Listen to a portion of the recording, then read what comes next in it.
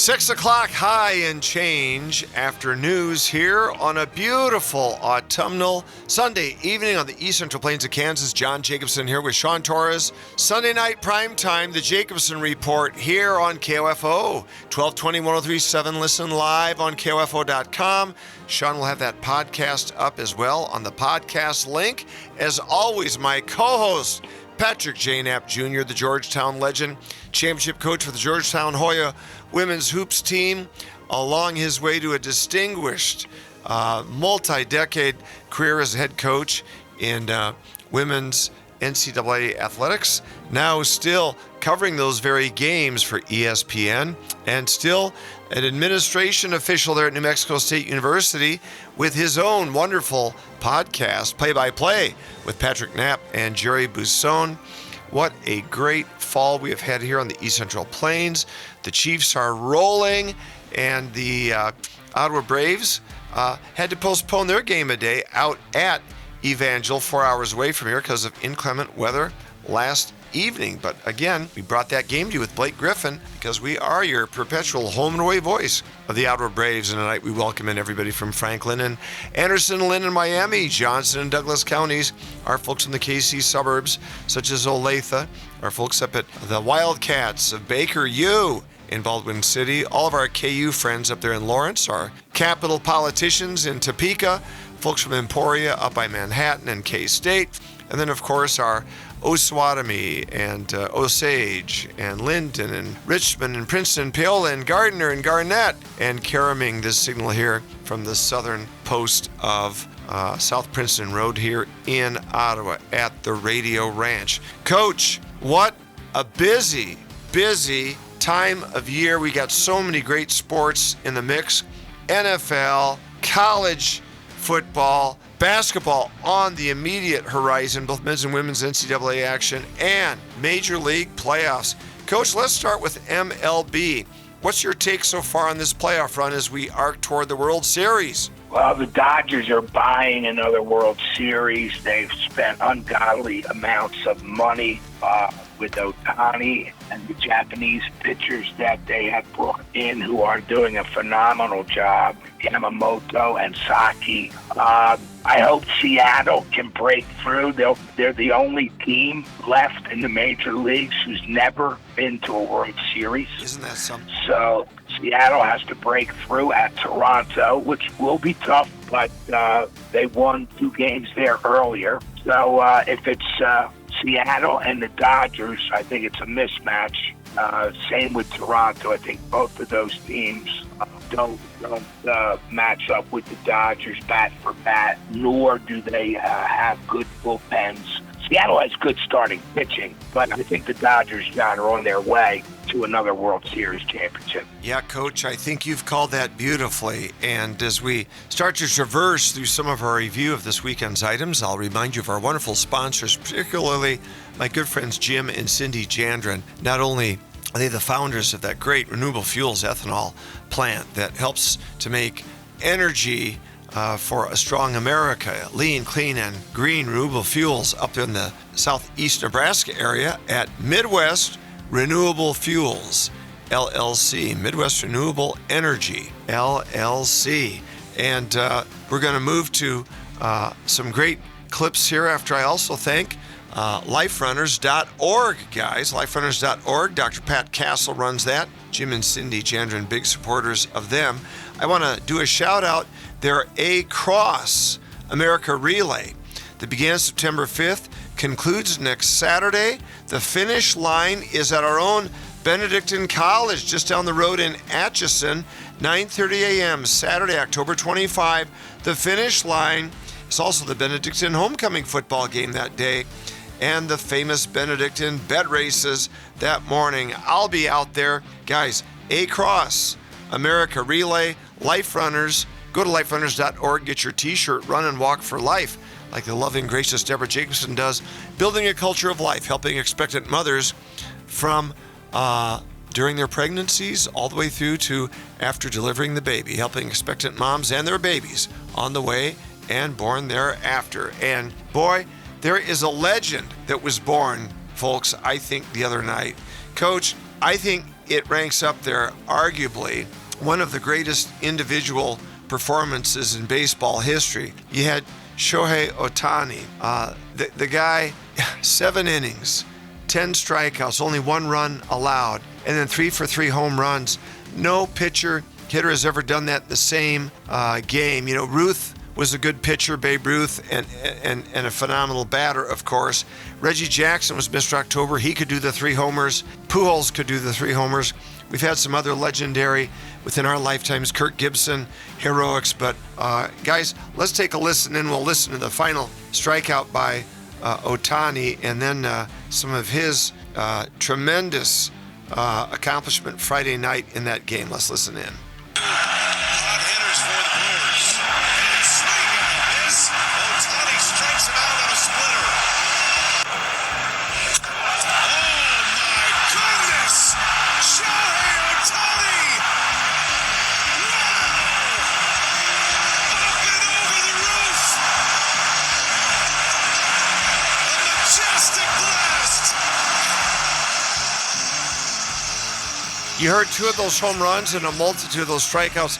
Coach, what can you say? Well, you know, this was a postseason game, John, which magnifies the performance. You had Don Larson pitch a perfect game in a World Series. You had Roy Halladay pitch a perfect game in a early playoff game in 2011 for the Phillies. You had Reggie Jackson hit 3 home runs in a World Series game. Yankees beat the Dodgers. But Ohtani did both. I mean, he had 3 home runs. He struck out 10 in 6 innings, shut out the Brewers during that stretch, and it was a dominant performance. But let me give you a comparable, John. Yeah. Let me give you a close comparable.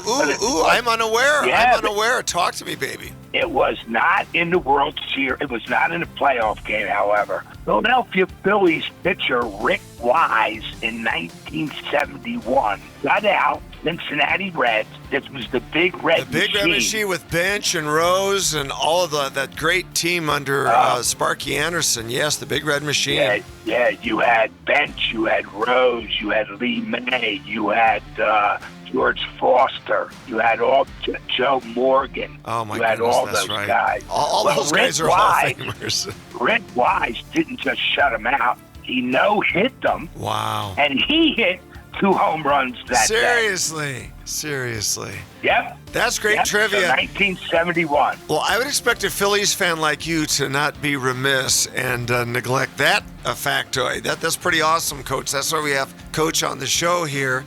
And this really was just an amazing performance. The second home run that you didn't hear, because we had to, for brevity, give you just some of the great assists. I did want to throw in some of those strikeouts, though, because the pitching was as superb as the hitting. That second home run left the stadium. It was such a crushing home run. And, you look at the greatness, and I still think of Ted Williams, Coach. He lost 5 years. With all the records that Ted Williams had, 5 years in his prime, both in World War II and the Korean War. Could you imagine, with 5 years of his prime, what his stats would have ended up looking like? Yeah, he was a phenomenal player, an amazing hitter. Pete Rose would not be the all-time hit leader if Ted Williams had those 5 years. Yeah, I really think you're absolutely correct about that, Coach. I think truer words were never said. And, Coach, it's football season here. I know everybody's getting excited for, a little basketball here and there, but there's nothing quite like, it was an electric atmosphere since we last talked last Sunday evening for the Chiefs, obviously, when they had that great matchup against your Eagles. What was your take on that game, Coach? Well, the Chiefs at this juncture, John, are 3-3. Right. They have really caught up with their offense. Their offense is catching fire. Right. And today, now still, Mahomes is out rushing everybody on the team. Isaiah Pacheco is catching up. He'll probably outrun Mahomes today. But today's the first ball game, John, against the Las Vegas Raiders, where they have their entire receiving core healthy. Yeah, that is huge. Rice, Kelsey, Worthy, Brown, Thornton, Juju, Schuster. I think Thornton or Juju are going to probably get let go here, and they'll pick up somebody on the defensive end or the offensive line as a trade. But they're very healthy.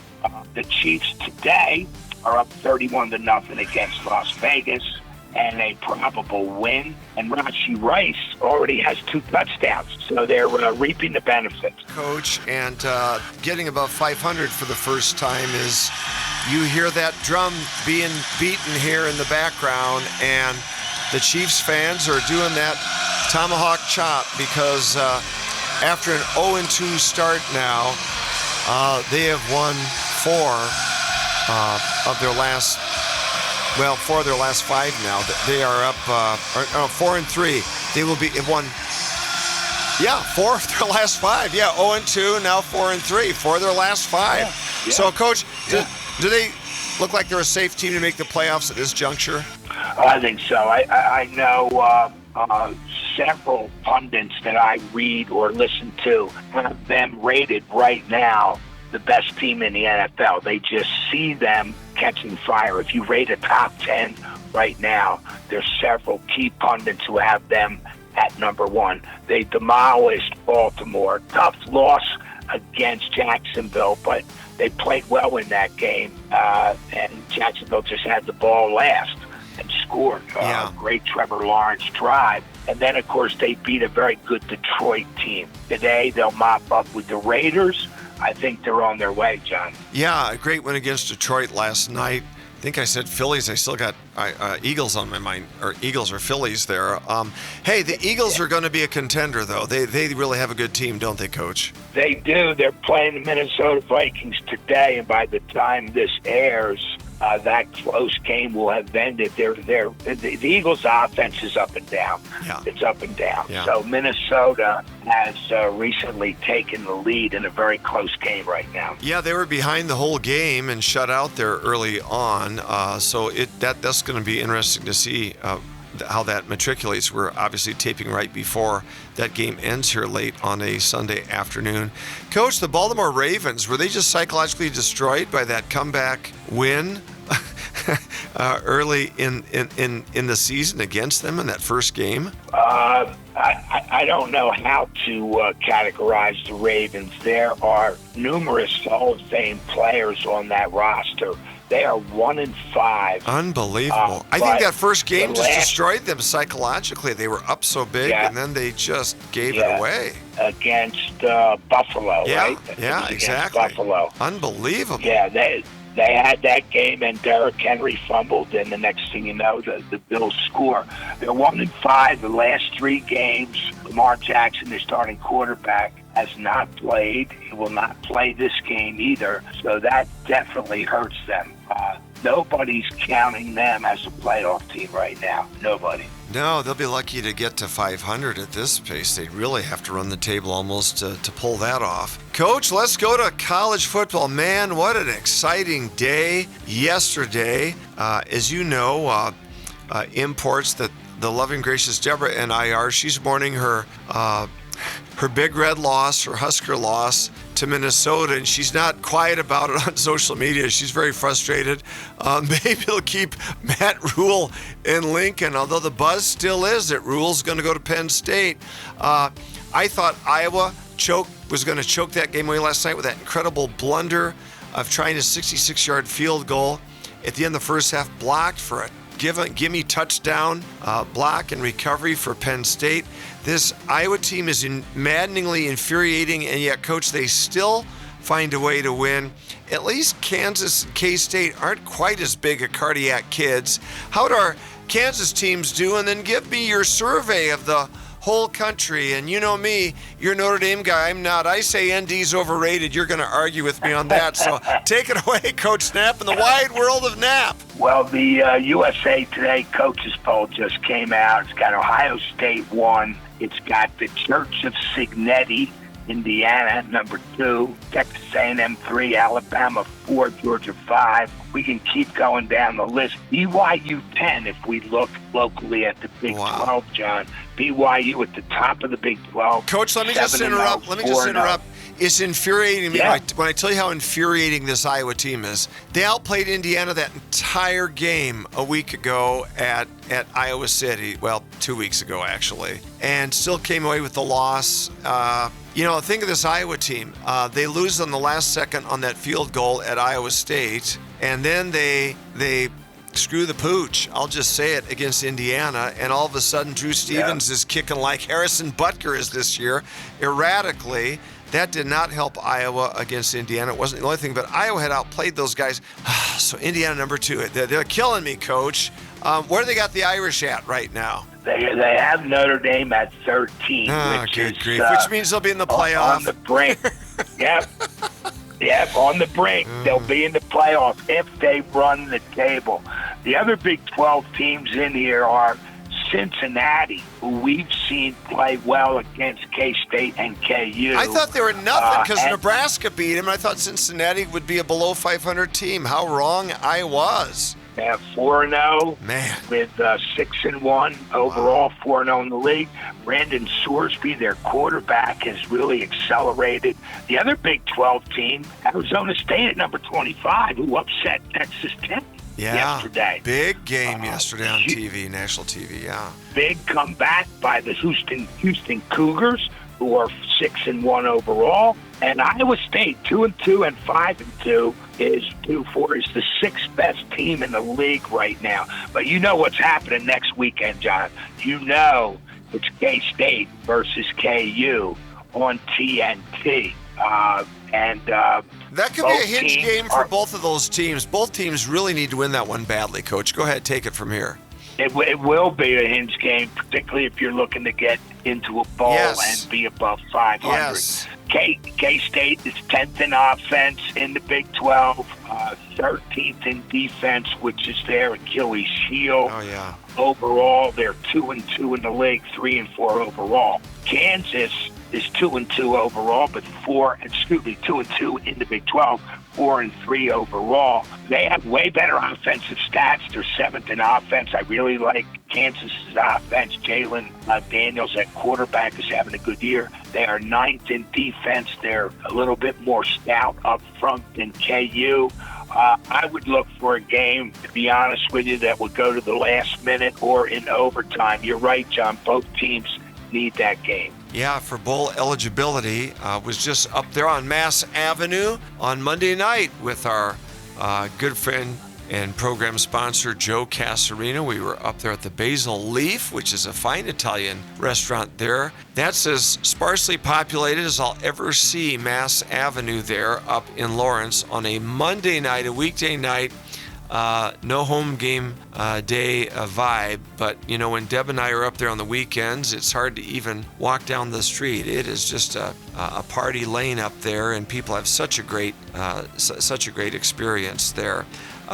Coach, so little college basketball preview. Can we go there with you? We are so close. Yeah. I'm talking to my both men's and women's basketball players on campus. I had the women's starting 5 on my Tuesday night radio show last week, and then I was at the men's scrimmage the other night. We are so close. We're just a whisker away from the beginning of hoop season. How close are we, Coach, and how do you see the landscape? Well, a lot of these college basketball teams, John, are playing big scrimmages next weekend. Not now, but next weekend. And let's just go through what we have here for local teams. Kansas basketball at Louisville next week, October 24th, in a scrimmage.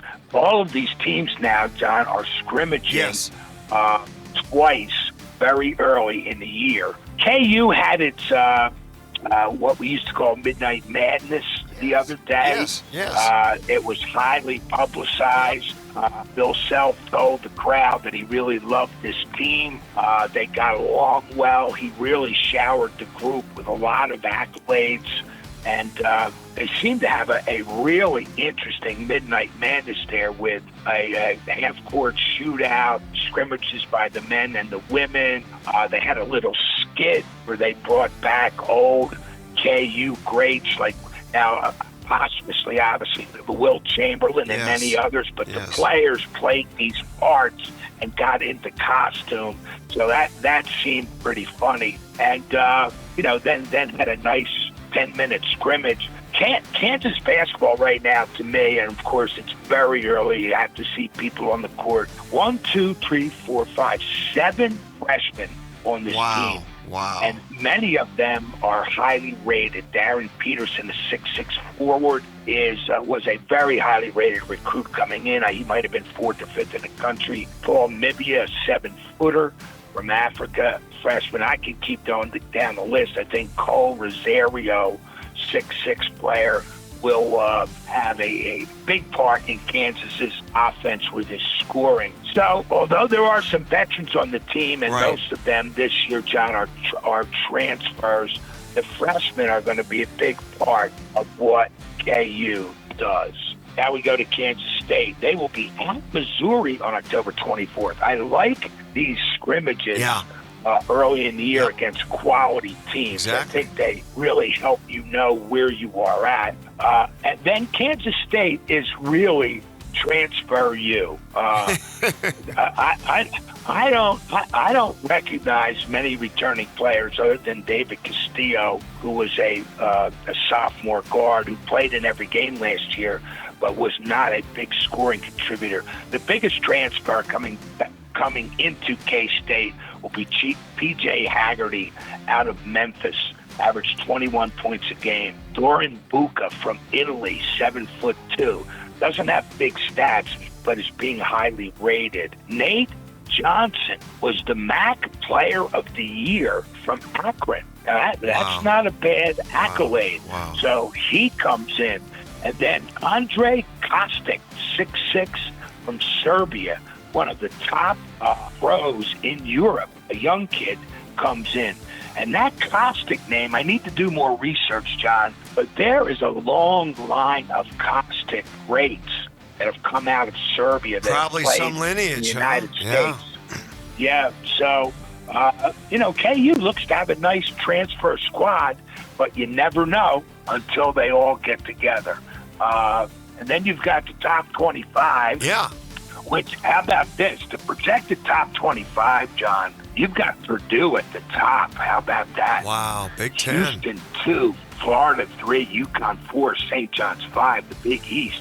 Wow. Making comeback. Wow. As I scroll through, BYU of the Big 12 is 8, Texas Tech is 10, Arizona is 13, Iowa State is 16. The great Kansas Big Eight. is 19. Yeah, Kansas is 19.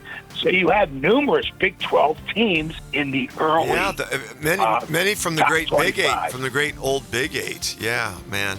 Coach, I'm so old, I can remember Creighton coaches Red McManus and Eddie Sutton and Rick Apke and then Wildis Reed and then Tony Baroni and Rick Johnson. And then when I was working in the alumni office in the very early 90s at Universitas Creightoniana, we called on a guy named Dana Oltman, who was, guess what, coaching at K-State at the time. That's how old I am, Coach. Do you feel old these days?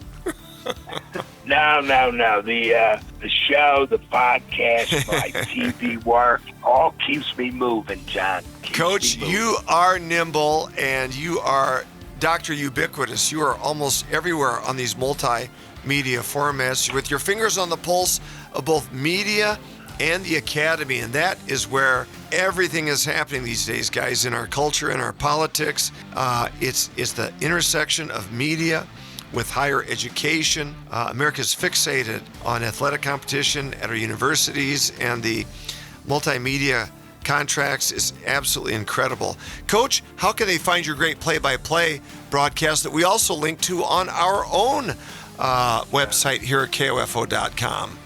Yes. Thank you for that, John. Play-by-play with my partner, Jerry Pousson. Anywhere you get your podcast. Could be Amazon, could be Spotify, could be Apple. We are taking, John, about a month's hiatus because Jerry is in Italy visiting family. Sure. And he does this every year, the native Italian. He went over with his brother and sister-in-law this time. He's spending a month, and we'll have some great stories and some special guests when he returns. It's an offer you can't refuse, Coach. That's That's right. That's right. He'll be in Sicily as well. Oh, there you go. That's awesome. And guys, remember liferunners.org and Midwest Renewable Energy LLC, Jim and Cindy Jandren. Come down to Atchison, Benedictine University next Saturday morning, the 25th at 9:30 a.m., where they have their conclusion of their A-Cross America Relay for Life. It'll be a great experience. They often come here to Ottawa and play us in sports competition. We love our brothers from Benedictine. And Coach, always a joy to have you on the show. Your prep is always superb. This guy knows the Midwest. Ladies and gentlemen, he recruited here. He could even outduel Lisa Bluter and Bruce Rasmussen for athletes out of the Midwest. So we're delighted to have the award-winning Coach Patrick J. Knapp Jr. He's won many broadcast news awards for his excellent sports commentary. We're delighted to have him here. I'm delighted to sign off tonight with Sean Torres and tell you all stay tuned. We've got more great programming come up. Grab the podcast. We'll see you next week, Lord willing. And in the meantime, be safe, be smart, be good, be strong. Love Jesus Christ. And God bless us, everyone. Bye-bye.